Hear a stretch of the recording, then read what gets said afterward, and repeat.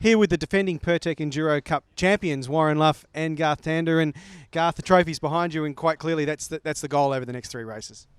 Yeah, certainly. I mean, you take each race as they come, but Sandown in particular, we've been pretty strong for the last couple of years.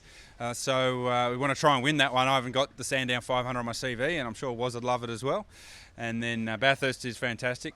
We obviously want that one, and then Gold Coast is an important race. So when you couple them all together, and then the trophy, the Pirtek Enduro Cup, they're three very special races and races that we want to have success at.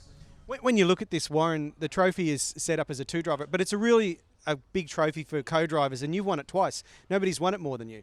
Yeah, obviously it's only been going for 3 years, so but look, it's fantastic to have won it twice. But just take it.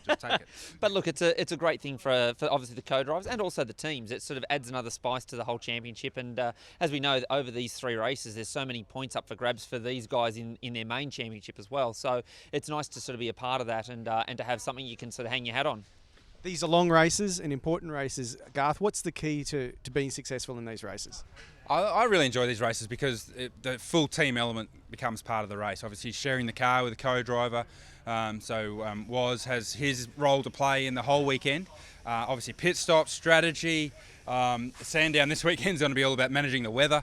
So it becomes a far more team-based race. So I really enjoy that aspect of the endurance races. So I think it's an important trophy for the entire team, and that's certainly what we took out of it last year, having success in the Pirtek Enduro Cup, was that it was a team trophy. It wasn't just a trophy for Warren and I. It was a reward for the effort that the entire team put over those three events. This weekend, Warren, all these races are different, but this one you've got a co-drivers race. There's a lot of different elements in what is, I mean, on paper it looks like a 500-kilometre race, but really Saturday's just as crucial. Yeah, it certainly is. It's been interesting over these last few years with the introduction of the two races on the Saturday, and it's been interesting that usually most of the carnages happen in the main driver race, whereas sort of the co-drivers are out there trying to sort of keep it straight. But obviously it does set the grid for Sunday, so those two races on Saturday are an integral part of Sunday's race. And but obviously you need to make sure you make it to the grid in the first place. So yeah, look, we're out there to put our best foot forward on Saturday, and obviously come Sunday, sort of head down and push on. And just finally, Garth, these are big races, and Sandown in particular has a lot of history, and this year, there's a bit of a retro theme going around, but it is a nice trophy or a nice championship round to be part of, isn't it?